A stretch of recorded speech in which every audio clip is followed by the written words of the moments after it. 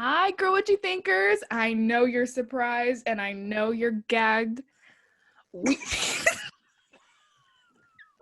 Today we have a very, very special dear friend of ours on this podcast today, Stephen Heggem. Stephen Heggem was our supervisor my sophomore and Hannah's senior year of high school for the housing department. High school? College.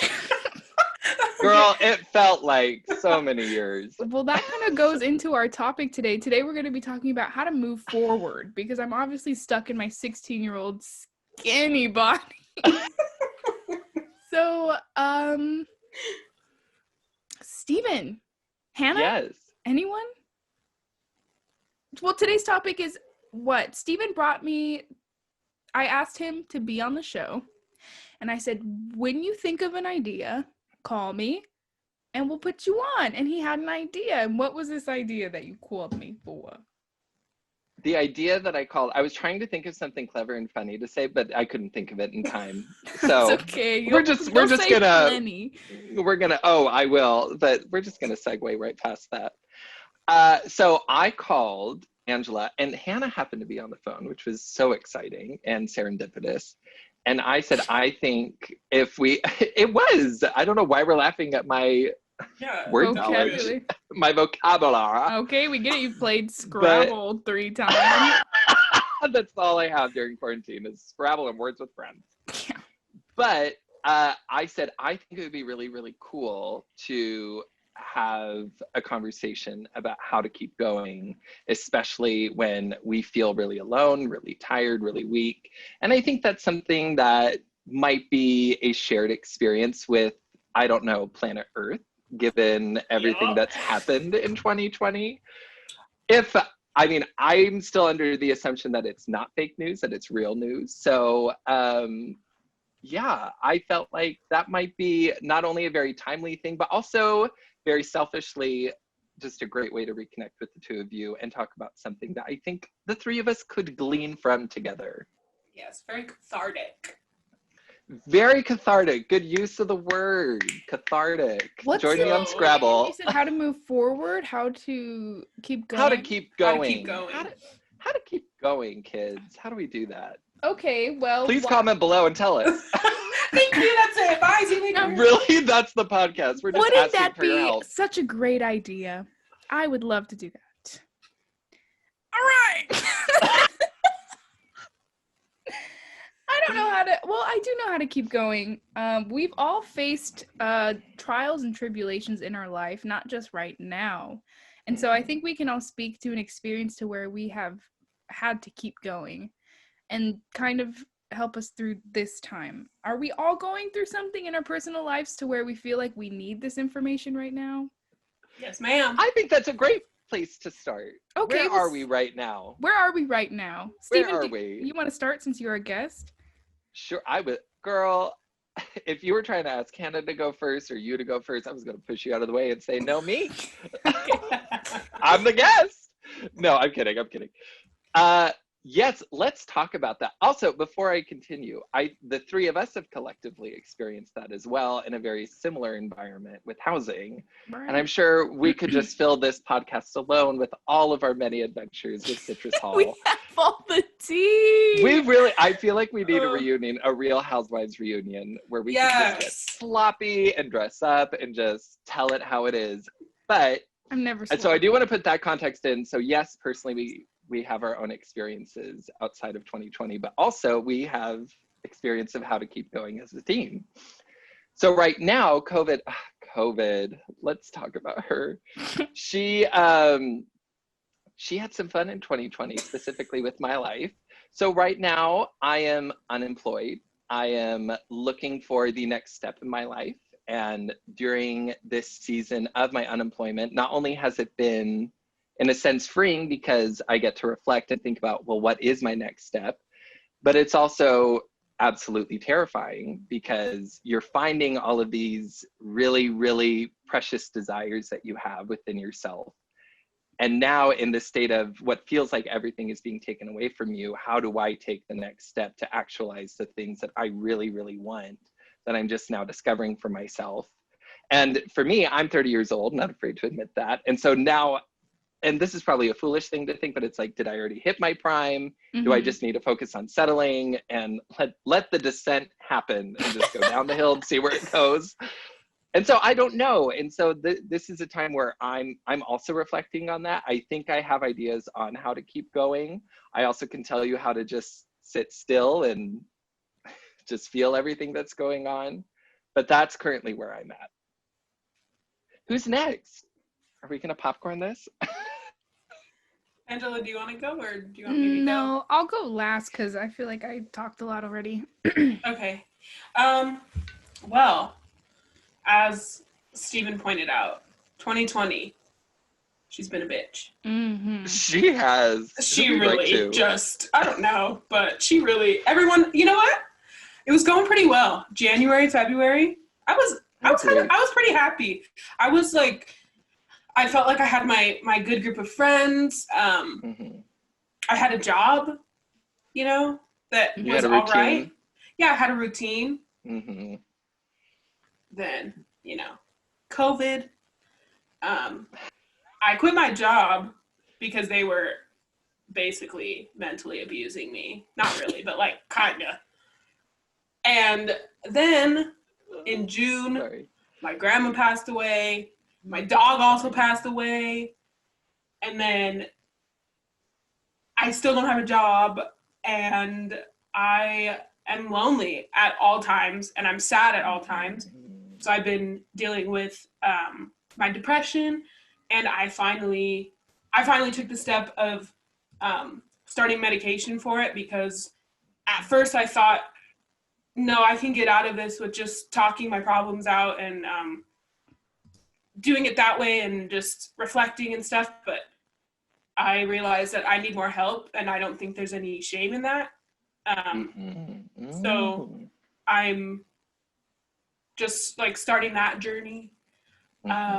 So that's where I am now. And I'm starting to apply to grad schools, and I'm kind of nervous for that because I'm like, what if I don't get in? Then what am I going to do?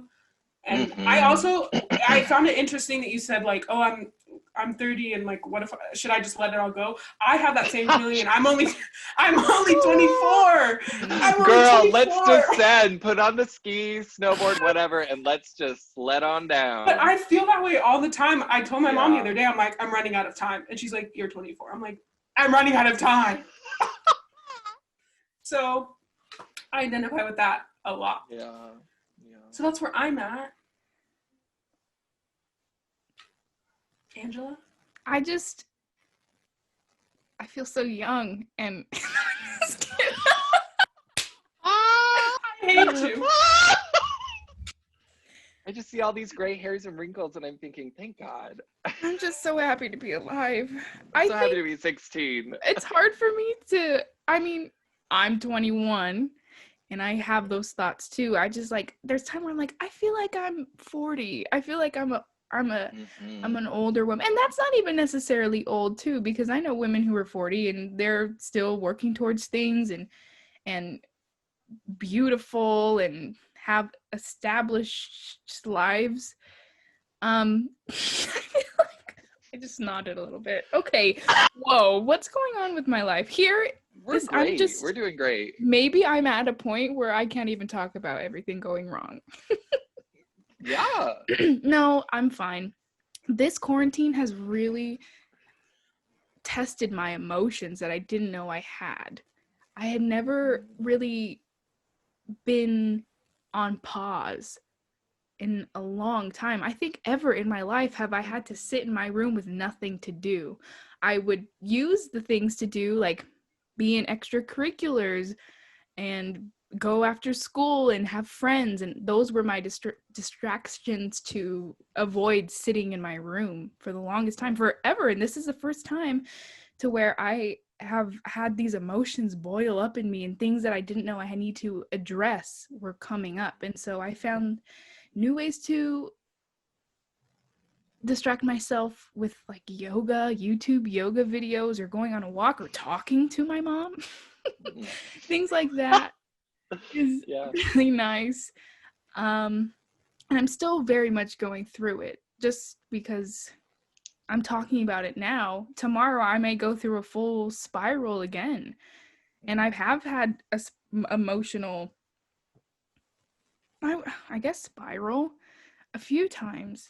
And I'm still making choices and decisions that are questionable. But I think that's just what I'm signed up for life. It's never going to end. I'm never going to be, married with kids isn't the end goal. That's not when my prime is over. Like, everything's going to be hard. I'm always going to be thinking about if I'm doing the right thing. I'm always going to be wondering if I'm hurting somebody. I'm always going to be wondering, when is it going to get easier? And I think I'm just acknowledging that there's no right or wrong. It's just is. And trying to understand that. And then we're going to get older. Girl, I'll tell you, we all gonna get old. We can do fun things, like do podcasts. And we do things to make us money. And we do things to fulfill our creative needs. We're all three of us are very artistic, and we love creativity and film, drawing, singing. Those things will never go away. And I feel like we also have a fear that, like, oh, am I ever going to not be able to do this anymore? Well, at least I do. Like, if I succumb to a career that isn't as fulfilling, like I'm a failure.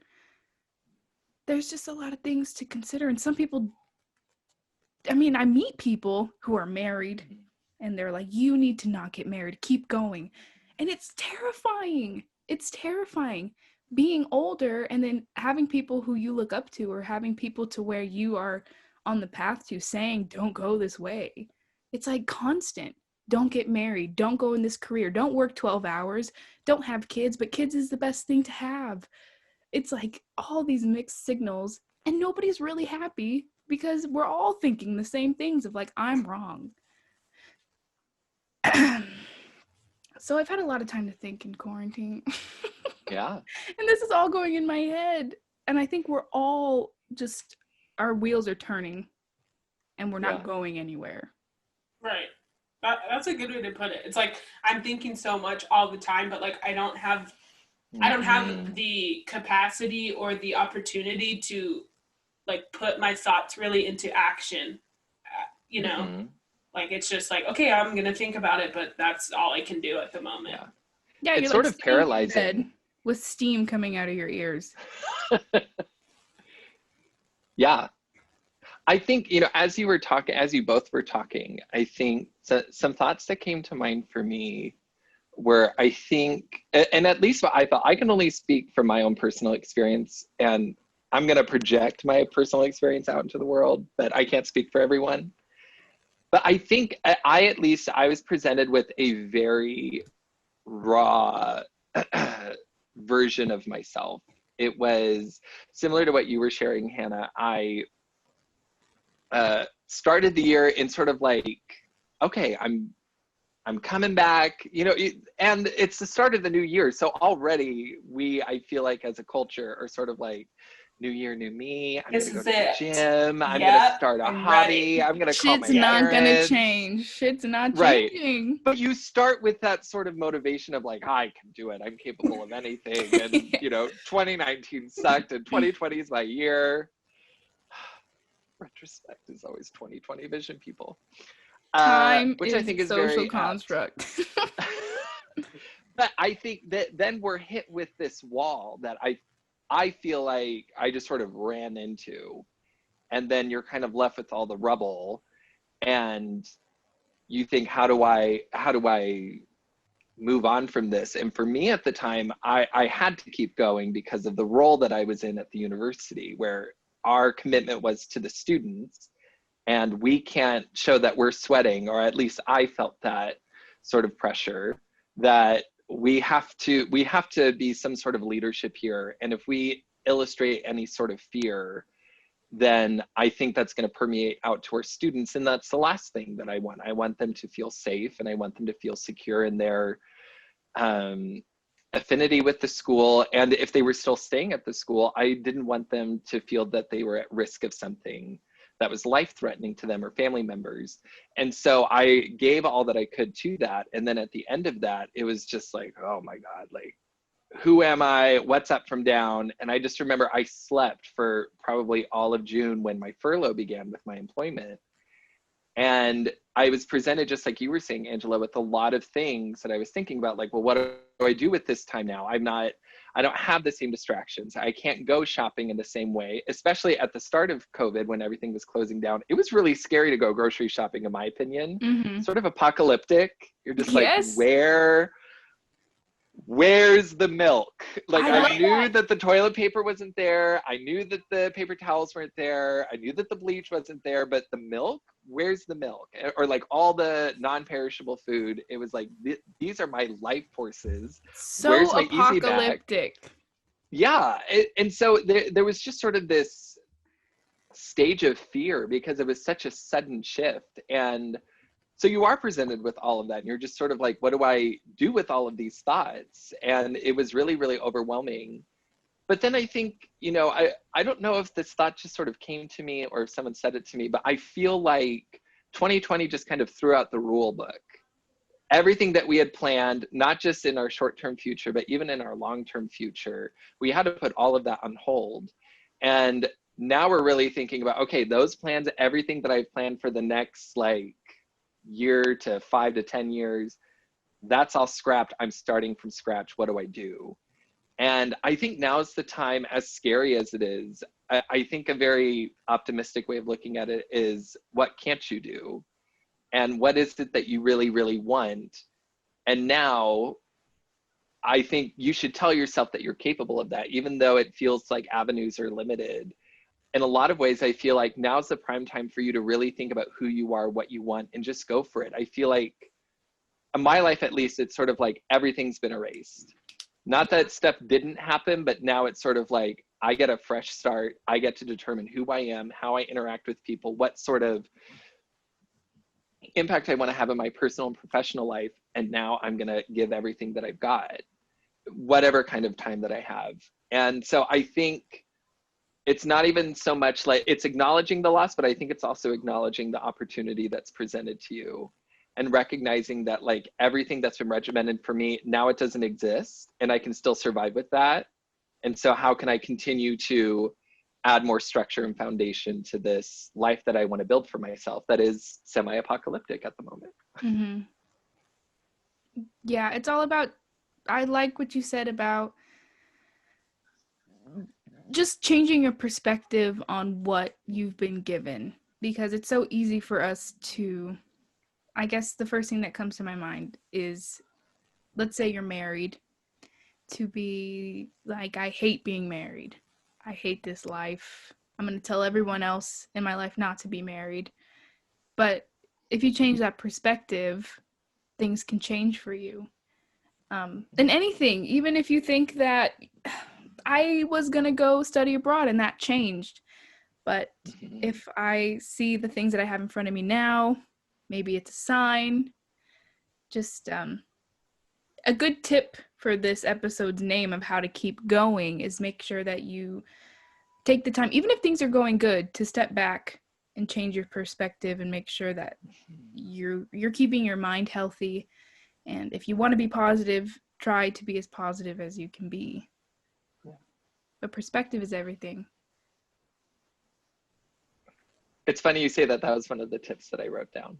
I just think like it can either be very strengthening or it can be very relieving, just telling yourself something different instead of looking at, I think it's hard to say like, oh, this is what I'm grateful for, this is what I have, because sometimes it feels like you have absolutely nothing. Right. And I'll be the first to admit that, where it's like, I'll tell you what I have, I'll tell you what I'm grateful for. I barely have enough money to go to the dollar menu. Like, yeah, I guess I'm grateful for that. Thanks for that cheeseburger, McDonald's. But I think for me, it's actually something my mom said, and we love Mama Heggem. She told me a couple weeks ago, in the midst of a really emotional time of my life, she said, you're just focusing on the next step. That's all it is. It's not even forever. It's just, how do I make this next step to get to the destination? Mm-hmm. And I think it's identifying, one, what that destination is. Wandering in the wilderness, I don't know how helpful that might be, but sometimes it works for people. But then it's also just knowing like, this is what the next step is. And whether I'm grateful for that or not, at least I have an idea of where I'm going and I don't feel stuck. And I think that a lot of times can be the root of something like depression. That's the root of my depression, at least.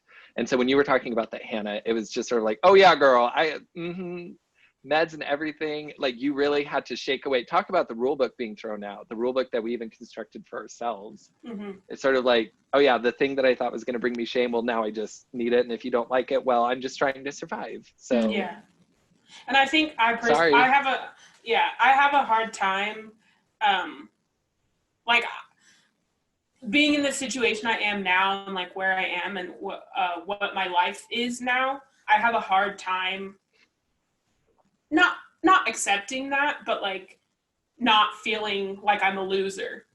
Like, and it's weird because I would never, like if one of my other friends was like, hey, I'm not in, like I just sit at home all day and watch TV, I'd be like, okay, like that's fun, you know? But for me, I'm like, God, you're such a loser, like you're the worst, like what are you doing? Like why are you just sitting there, like all this stuff? And it's so hard for me to accept that, like, especially at this time, like everyone's life turned upside down and like it's not going to be the same, and it's okay, like it's okay to be sad, like, and it's not going to be forever either. It's things change. Right. Yes. I agree. I think it can be really limiting. And I think, okay, this is my next point. This is my other tidbit. Okay, gang. So, I think what this, I don't know what these hands are. I think what this quarantine has done is it's really isolated us. And it's a necessity, is my understanding, for survival and prevention of the spread of the coronavirus. And I think at times, another thing that really fuels mental health is that loneliness, and we get trapped in our head, and it's just sort of everything gets connected and spirally, and then you're just sort of numb. And you're like, I don't know how to talk about this because it's all interconnected. I'm just feeling a lot and I'm paralyzed and I don't know how to move forward. I think sometimes just even admitting that to someone else, or even just to yourself if you can, it just helps clear the fog a little bit. My sister calls me every day now, and it's the sweetest thing. And it's because she knows that I need to have the fog cleared for my own mental health. And it's something she has admitted that I've been able to give to her. And just like you were saying, Hannah, I think at times we sort of feel like, oh my God, if I tell people that I haven't bathed in 5 days, that's happened. Or I spent the last 2 days shoveling Little Caesars in my mouth and watching Schitt's Creek and weeping, because what a beautiful show, by the way. But you're afraid to tell people that, because will they reject you? And all of your worst fears are coming up. And because we have so much time isolated to ourselves, we think the worst case scenario. But just like you said, Angela, too, I think we sort of stop at that. It's, I'm going to tell them that I haven't bathed, I eat like shit, and I watch Schitt's Creek. See what I did there? And I think it's so funny. And like, are they going to reject me for that? When in reality, I know that if either of you told me that, or someone else that I deeply care about told me that, it would just be like, girl, that's okay. Maybe I'm not in the same situation, or girl, I got you beat. I also have a 2-liter in there, and you need to show up. This whole pandemic is a big lesson on not to judge. Definitely. And don't even get me started on the dating game. And not to judge yourself, not even judging others, but not to judge yourself. Agreed. Right. Yes. Well, that's where it starts. Everything starts. Yeah. How are you going to love yourself if you can't love anybody else? No. How are you going to love somebody else if you can't love yourself? I got that a little twisted. But it all starts with yourself. That's it. Yeah. I also think, too, like, I was having this conversation with my mom the other day, too, that, like, I felt like a lot of things in my friends' lives were going right. And there was nothing happening in my life that even, like when people, like, I have friends who will text me and be like, oh, how are you? And, like, what have you been up to? And I'm like, I finished another Netflix series. Like, I don't know what you want me to say. Like, all I do is sit on my bed and watch TV. Like, that's it. Your watch I clean my kitchen. I need some new stuff. Sorry. No, yeah, I got some good suggestions because I basically watched the whole catalog of Netflix. Did you watch Killing Eve? Have you seen Killing Eve? I need to. No. I know I need to. Me neither. But- Stupid idea. What were you I saying? hear good things. Sorry. No, but I just feel like it can seem like, especially if you're in like a dark place, which I feel like I am, it can seem like, oh, this person has a boyfriend. Oh, this person has a job. Oh, this person's in grad school. Oh, this person's moving out and they have their own apartment. And those are all things that I want. Mm-hmm. But I'm just like, well, nope, that's not happening for me right now. And I know it's not forever, but sometimes it feels like it is forever because there's no like at some times I don't see the light at the end of the tunnel or the sun rising from the darkness. Like I just don't feel it and I don't see it. And so What it's has hard. helped you see it? Definitely for me, like starting my grad school applications and Love that looking question, into grad schools and looking into, like last year I had the plan of like, okay, I'm gonna go somewhere in Los Angeles and then I'm gonna just stay in this area. But now I'm like, oh, maybe I'll look at grad schools in New York, like because I wanna live somewhere different. Like I don't want the mundane life of just, It's so I got my crazy. 2 kids and I'm going to the grocery store. Like, no, I don't want that. I want to live fun stuff and do fun stuff all the time and live in the city and live in a high rise and go to Europe all the time. Like, I want to do all that stuff. I want to do all of that too. Let's do it.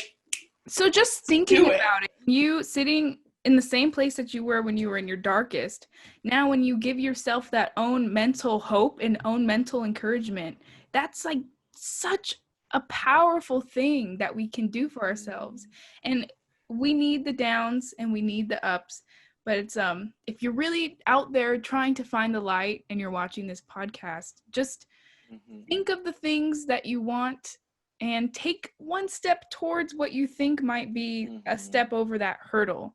What if I just Google New York apartments? You don't have to look at your finances, anything, just like look at them and give yourself some hope. It's okay to dream. Dream. Let yourself dream. Yeah. Let yourself dream of things that could be impossible, and they may never happen, but if you're giving yourself that hope and you're like, well, what does that take? Watch some videos, just like change your perspective on where you can be, because anything is possible.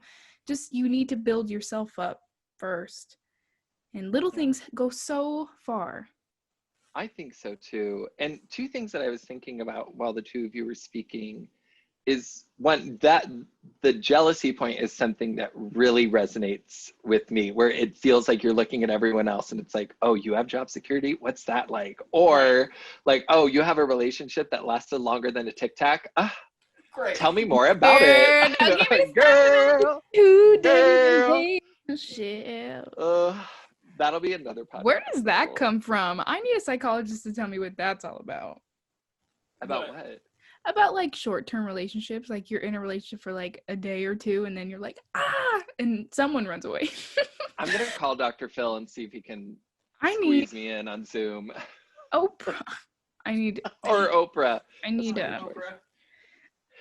But to go back to my point, sorry. Anyway. But operating from that place of jealousy, I just think it's such a natural thing. I don't think it's, not only I think is it important that we not shame ourselves, but it's also important that we not shame other people. And I think jealousy is a very normal thing. I think acting on jealousy, it leads to disrespect and unkindness, which I'm not a big fan of. But knowing that you feel jealous of someone else for having something that you don't, I think that's normal. Because it's not like you're not happy for them. Like you're happy because you care about them. But it's just like, oh man, like I want that exactly. Too. And I remember one time, this was years ago when I used to still go to church, and I just don't go anymore, but no judgment to people that still go or love Jesus or anything. But I remember one time I was sitting there in church pretending to be straight, and the pastor was talking, and he was talking about jealousy, and he said, what's the first rule of driving? And of course, everyone says something different because I don't think there's a first rule. And so he was a little disappointed that we didn't collectively say the same thing, but Buddy, you gave us a bad question. So he said, what's the first rule of driving? Blah, blah, blah. And then he says, keep your eyes on your own lane.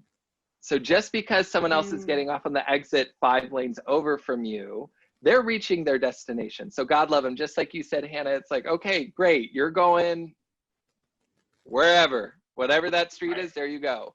But it's important that you keep your eyes on your lane. So And how as to come make sure that a you lot of reach Christians your don't keep destination. their eyes on their own lane when it comes to gay marriage? Well, girl. That was like a total. I don't know. Huh? I know. This how to keep going and how to combat gay conversion therapy. No, I'm kidding. Sorry, I'm not going to make this political, although I very easily could. But I did love that sentiment, and it's something that's resonated with me. So in those moments where I see myself looking at other people, and I still do it now, I do it daily. This by no means is something that I've removed from my life. It's something I have to negotiate every day. But it's reminding myself that, okay, there they go. They're going to their destination. And who knows, they may not even like the destination. They're just getting off the freeway, and it could be a struggle bus and a struggle ditch, and you're getting in that ditch with them. But it's important that you keep your eyes on your lane, just for your own success and safety, but also for the safety of other people that are just trying to get stuff done. I think constantly focusing on other people and not yourself, it can be a really destructive thing unintentionally. And then I think the other thing is, yes, I think it's important to have that destination and have that hope, but I also understand in those days when it just is so foggy, like you are telling yourself some really unkind, really dark things. And it's sort of like, there is no light. You're telling me to look for the light. I'm looking for it, can't find it. I get that. And it's dark and cloudy and you just got to curl up in bed and watch Netflix or something. And I think on those days, it's okay. Just write it out. This is how you're feeling right now. Emotions are temporary. So just because you're feeling defeated, exhausted, lonely, don't shy away from that. I think feel that. It's your body telling you that you need to feel something or that you want to feel something. And so lean into that. And then I think sometimes that provides clarity. And just know that tomorrow is a new day. Isn't that Gone with the Wind and Anna Green Gables? Like it's such a repetitive theme, I think, in culture, that this is just right now, it's not forever. And so right now, if you can't see the light, get cozy, be sad, whatever, feel what you got to feel then deal. And then tomorrow, try again. And if you can't, go to bed. Don't you worry. Rest up. Yeah. And then try again the day after that. Yeah, I think that's super important too, because when I talk to my therapist, Jill, great lady. We love a therapist. I really am a proponent of therapy for anyone. Even if you don't think you have issues, so you should go. Amen. Mm-hmm. Amen, girl. Anywho. Me doesn't go to therapy. I'm working on it, I think. I don't know. Good. It's just talk about politics, healthcare, that anyway. But yeah, it's a thing.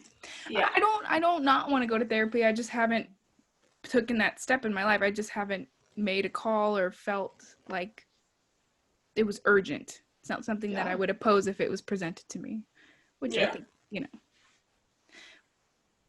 Anyway, sorry, Hannah. It's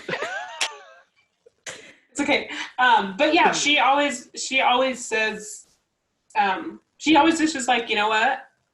Feel your feelings. Like, those are your feelings, and you shouldn't stifle them. And I think I have a tendency to do that, just in a lot of things, because I don't want to seem weak for other people and for myself. So I don't show a lot of emotion. But recently I have been crying all the time. But sometimes I just got to, And like sometimes it's a bawl and I'm just not screaming, but like, a lot. Or sometimes it's just like, what? It's that Julia Roberts cry. And you're just, and you look pretty. Yeah, I'm like. But it's like the 2 tears. Yep. Just a girl standing in front of a boy. Yeah. Oh, bitch. But good. Sometimes you just got to, But you do. I think that's so accurate and so true. And that really resonates with me. And then the other thing I want to say is we've all sort of talked about like these aspirations that we have, or these fears that we have even. And we have an ending in place. Like, I have to reach this destination, otherwise it's not a happy ending. Or if I hit this obstacle or this conflict, then everything's gonna fall to shit. And I remember one time when I was moving across country back to California, I was living in Florida. And I remember the night before I was having this panic attack, a series of panic attacks. And I was just like, I can't in my car, like, what if it doesn't make it? I can't fit anything in my car. And what am I doing? I was going to do one 18-hour day, then one 20-hour day of driving in a row. And I was foolish. I was young, foolish, and beautiful. But I remember I was sitting with my friend. We were eating sushi. I didn't have an appetite. And I was just like, shaking with soy sauce everywhere. And she was just like, what are you afraid of? What is it that you are afraid of? And I said, well, one thing is, like, what if I get a flat tire? And I've never had a flat tire before. I don't know how to change that. I see them with their little bars and things, and I don't know how to do that. And she said, okay, you get a flat tire. What do you do? And I said, I'll probably call my dad, or I'll look up, like, a towing thing. She says, great, there you go. Well, what if I don't have money? Okay, well, then you ask for money. Do you have people you can ask for that you can ask for money from? And I said, yeah. And she said, okay, what's the next thing? What else are you worried about? Well, what if I run out of gas?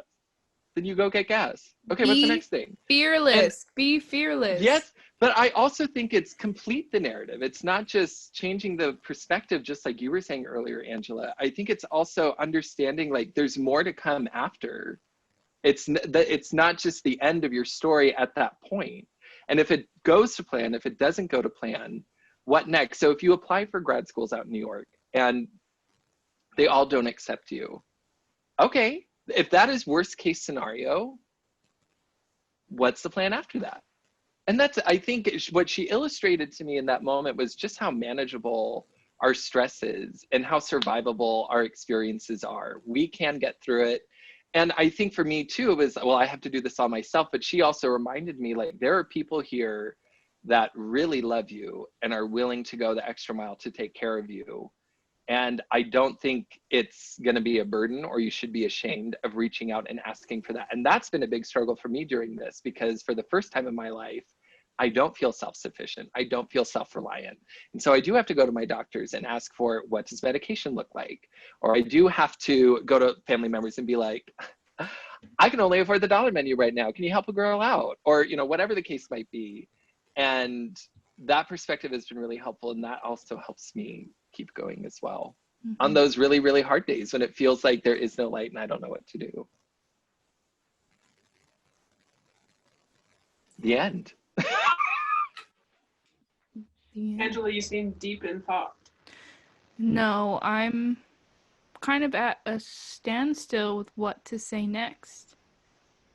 How to keep going. Yeah. Make that effort. I mean, even before, do things, build on something. There's a lot to do. Even this podcast alone, I was going to use that as an example. There are times where I'm like, I don't really feel like doing the podcast. I get discouraged. But telling people that I have this thing and that it keeps growing, and once I turn the camera on, once you're there, the same with exercising, once you're there and you have it done and it's finished, you've completed something, and that's another step towards a goal. Yeah. And then I'll forever have this little podcast that I worked on that I'm proud of. You have your sketching, and so you're sketching. Your little doodling you do what do you kids call it? 30-year-old kids. But I think that's also a great point. Sometimes the things that bring you joy, or the things that you've even aspired to do, the very personal things, just the time that you were spent sitting, thinking, try to think of something that is doable in your space that would make you happy. Me and Hannah both have a camera and a microphone, and we both love to talk to each other. So this is one solution to many problems on how to feel like we're not losers. This is something that we feel like, God, this makes us feel like we're contributing to something and that we have purpose. And so find what works for you I Go think take so. a step forward if you're trying to keep going.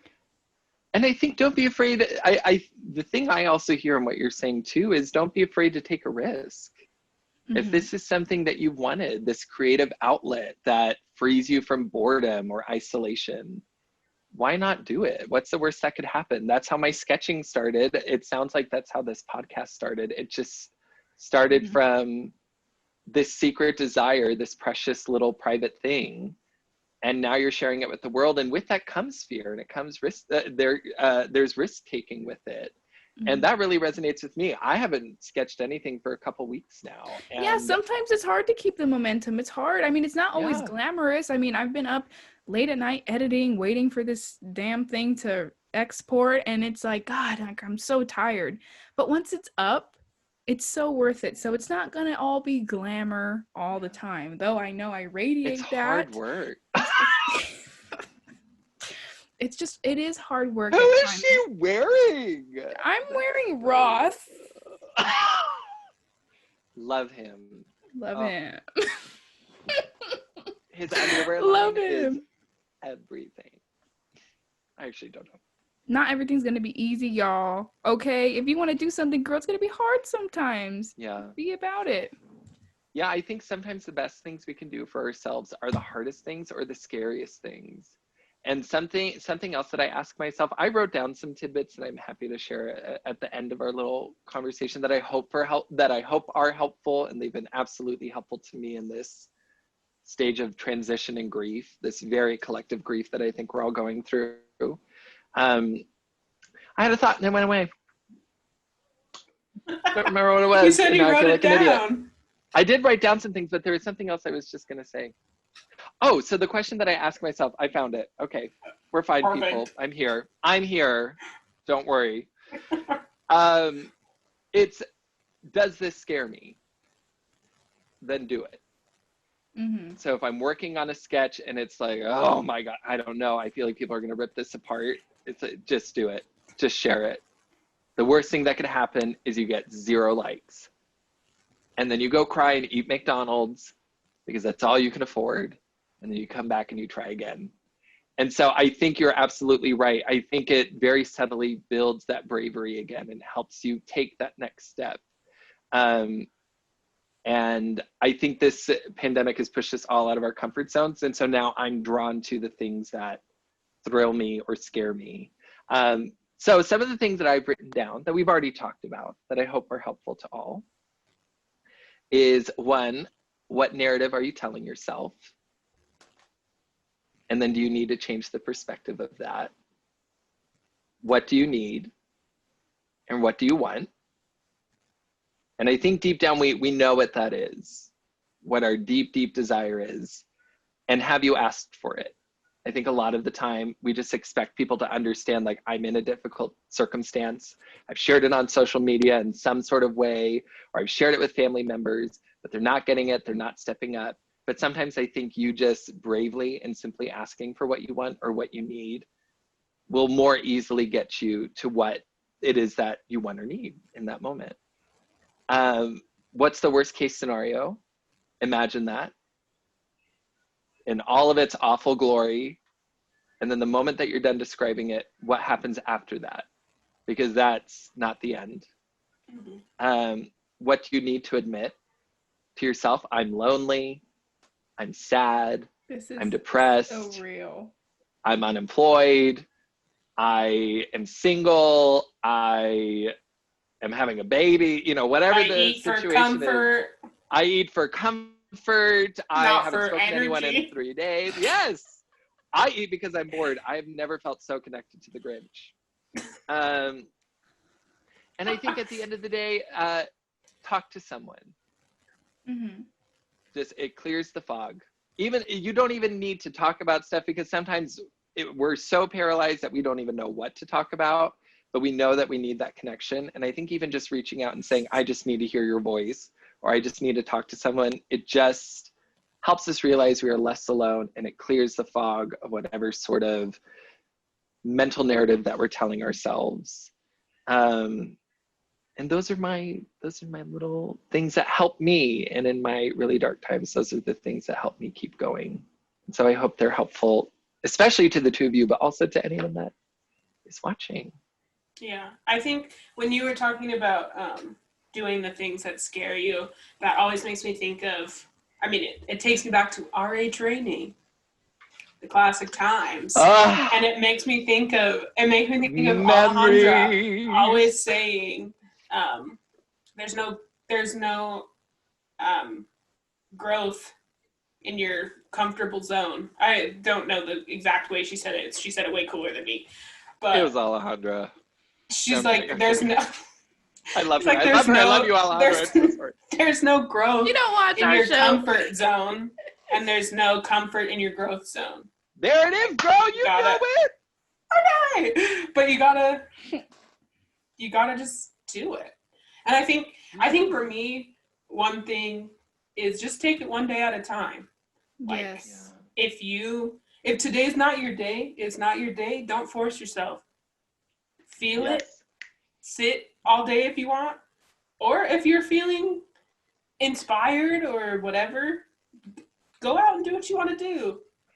But I think it's important to, like you said, just tomorrow's a new day. So if today's not your day, don't worry about it. Yeah. Don't be hard on yourself. And sometimes there's a mid shift in the day. You start and you're just like, girl, I'm ready. I got my Starbucks. The holiday drinks just came out. Got my chestnut praline latte, and here we go. And then you get an email or text message, or you see something on the news or whatever, and it just sets you under. And I think also understanding, like, it's not linear. I think it's important to remain in the present and just feel things as they come. And so if you feel motivated, ride that wave, enjoy that wave. And then in those moments where you feel really defeated, just, okay, this is temporary. I'm only here for however long it is, and then I'm going to come out. Yeah. That's what I think. That's what I tell myself. Yeah, my therapist was like, do you have any like affirmations you say to yourself? And I don't really, but I love you. I think this was in response to my loneliness, because I enjoy being alone. I enjoy my alone time. I enjoy being able to watch what I want to watch on Netflix, eat what I want to eat, listen to my music. Like, I enjoy not having to talk to people. I want to listen to Madonna in peace. Right. I need it. And it's important to me. But yeah, I think as humans, we still crave a close relationship, whether that be friendships, family, or romantic relationships. And I think, me personally, I'm lacking some family, but majority it's romantic relationships. And so this is the first time I think because I don't like to say like, oh, I need a boyfriend, because it's like, do I? No, like, I don't need anyone. Like, I'm very independent and self-sufficient and stuff, but human beings are wired to crave that and want that eventually, you know? Yeah. So I think this is the first time that, like, it's really hitting me hard. Because I was thinking about, this is weird, but I was thinking about how, like, I feel like everywhere I go, somebody has their pair. Like, when I go to family gatherings, like, I'm the only one that doesn't have somebody to, like, go to, so you know? real. And before, my grandma was my pair, because she didn't have anybody else either. So, like, I would make her plate, and, like, I would sit and talk to her and stuff. But now I don't have that. We haven't had a family gathering since then, but, like, thinking about going to Thanksgiving, like, I'm going to be the only one besides, like, the little babies that I have in my family who doesn't have just someone to automatically go to, you know? Mm-hmm. Yeah. And so I think that's what's really, like, or that's what made me think of it. Because, like, obviously my grandma was not my romantic pair, but, like, she was still somebody I could go to, like, you know, talk to. And I talk to her all the time. Like, she was, like, my pal, my best pal. Mm-hmm. So, there was an intimacy there, not in, like, a sexual way, obviously. Right. But I told her, she knew basically everything about my life. So I think that's kind of what made me realize that when I was talking to my therapist about it, because I never thought of it that way before, but then seeing, or when we're making like, okay, who's coming to Thanksgiving, or who, you know, all that stuff. It's like, okay, well, this pair, and then Hannah, you know? And so I think, I forgot where I was going with that, but I'm lonely. My condition is okay. contagious. Yeah. It's okay. Yeah, and I think that goes into your perspective too, that now you have an open space to pick whoever your partner is. You know, you can maybe befriend one of the new babies and they'll be like, oh my God, I had this great cousin who took me under her wing. I know when I was younger and I had an older cousin who was usually by herself, she would take me in, and those moments when someone is older than you and takes you under their wing, it's like special, especially if it's your cousin or someone, you know. So it gives you that opportunity to yes, you can view yourself as, oh, I'm alone, I'm the only one, but I mean, also change your perspective. Be like, I can be this role model for my younger cousin, or like I can be a role model for what if my cousin doesn't want to have a boyfriend right away or something, and she's gonna be alone at the party too, and just normalize that type of life. But you give the next generation options, like you are in that court. You're in that position. It's all about perspective. I remember why I brought this whole why? Because circle of life. Because I want a boyfriend. No, because she asked me if I have any affirmations that I say to myself, like about feeling lonely and stuff like that. And I don't. It's not like I sit in the mirror and I'm like, I'm beautiful. Like, I don't do that. But I just think to myself, my time will come. Which I hate when other people say that to me, because I'm like, shut up. Your time already came, so shh. And I feel like it invalidates my feelings. They like, it feels like they're just pushing it to the side, like, oh, don't worry, your time will come. But deep down, I know that's true. It's just, when somebody else says it, it just feels very dismissive. But that's what I say to myself. I mean, you could, in an interview, if someone's like, you miss 100% of the shots you don't take. It's like, it's hard to take a shot. It is hard to take a shot. Anyway, but I also think in addition to the point that you just made, Angela, the other thing I hear in what you say, Hannah, too, and I think this is helpful for all of us to know, is you are capable of creating and maintaining a deeply intimate, personal, trusting relationship. And so I think, yes, the perspective of I've lost my grandmother, I've lost my person, that perspective is focusing on the loss. It's focusing on the grief and the pain. And now I think, of course, no one is ever going to sort of usurp that role from your grandmother. No one ever could, in my opinion. Right. But I think a healthy perspective to take is you are capable of creating that. And there are so many people who would be so fortunate to have you as their friend, confidant, whatever sort of relationship it is that you want to build, whether it's romantic, sexual, or not. And that's in you. And it's clearly evident because of the relationship you had with your grandmother, and I'm sure with others in your life. And I think that's the other thing too, is sometimes we get so focused on the present loss that we forget to think about, oh yeah, this is what I'm capable of, and I'm capable of restructuring it and making something new for myself. But at times we get comfortable. And so it's sort of like, I just want things to stay as they are. I don't want to move forward, even though everything is telling me to move and to change. I can't, and I don't want to.